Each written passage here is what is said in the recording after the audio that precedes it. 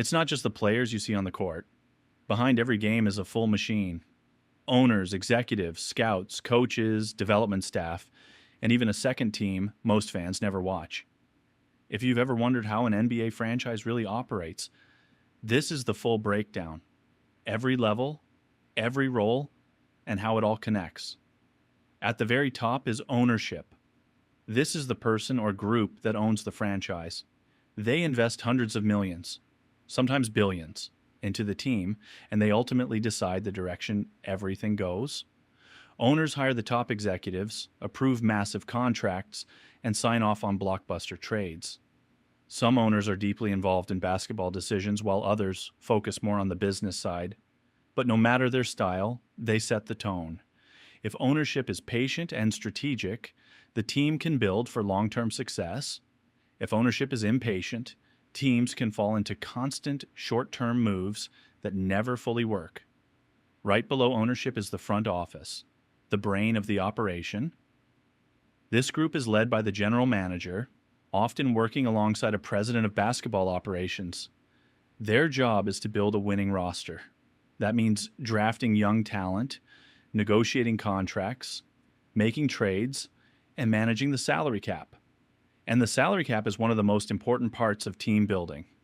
Teams can't just spend unlimited money. They have to make smart decisions about who they pay and when. The front office doesn't work alone. They rely on scouts who travel the world looking for talent. College players, international prospects, and even overlooked players in smaller leagues. They also rely on analytics teams who break down advanced stats to find hidden advantages. Some teams lean heavily on data. Others trust traditional scouting more, but most successful franchises combine both. This is also where long-term strategy comes into play. Some teams choose to rebuild, focusing on young players and future draft picks. Others go all in to win immediately, trading future assets for star players. There's no single right approach, but the best teams commit fully to one plan and execute it well. Next is the coaching staff. The head coach is responsible for turning a collection of players into a functioning team.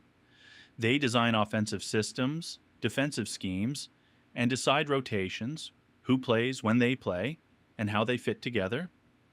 During games, they make adjustments in real time, reacting to what the opponent is doing.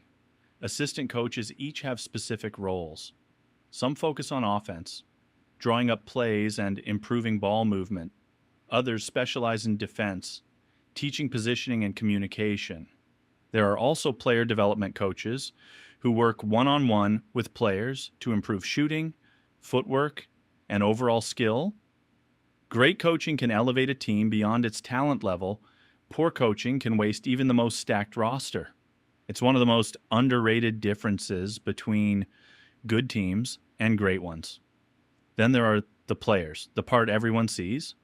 But even here, there are layers. At the top are the superstars. These are the players who can take over games, carry the offense, and change the outcome of a season. Around them are star-level players who provide scoring, playmaking, or elite defense. Then come the role players. These are the specialists, shooters who space the floor, defenders who guard the opponent's best player, rebounders who control the boards. They may not always show up in highlights, but they're essential to winning. At the end of the bench are depth players. They might not play every game, but when injuries happen or energy is needed, they step in. Over a long season, these players can make a huge difference. One of the biggest factors in success is chemistry. You can have the most talented roster in the league, but if the players don't fit together, it won't work. On the other hand, teams with strong chemistry and clear roles often outperform expectations. Beyond the main roster, there's another level most fans don't pay attention to: the development system. This includes the G League, the NBA's official minor league. Almost every NBA team is connected to a G League affiliate. This is where young players get real game experience, something they might not get sitting on the NBA bench. Rookies second-year players, and even undrafted prospects use the G League to develop their skills. It's also a place for players returning from injury to get back into game shape, and sometimes players who dominate in the G League earn a call-up and become key contributors at the NBA level. Player development doesn't stop there. Teams also have training staffs, strength and conditioning coaches, nutritionists, and medical teams. Keeping players healthy and improving physically is just as important as skill development. Injuries can completely change a season, so this level plays a massive role in a team's success. Then there's the business and operations side of the franchise. While basketball decisions happen on the court and in the front office, this side keeps the organization running financially. This includes marketing teams that promote the brand, ticket sales departments that fill the arena, and partnerships that bring in sponsorship deals. Media teams create content, manage social media, and keep fans engaged year-round. In today's world, a team's presence off the court is almost as important as its performance on it. A strong brand can attract fans, players, and even future opportunities. All of these levels are constantly interacting. Ownership sets the vision. The front office builds the roster based on that vision. Coaches develop systems that fit the players. Players execute those systems on the court. The development system prepares the next wave of talent. And the business side supports everything financially and keeps the organization growing. When everything is aligned, teams become contenders. When even one part is off, things can fall apart quickly. A bad contract can limit flexibility. Poor drafting can leave a team without young talent. Weak coaching can waste a strong roster.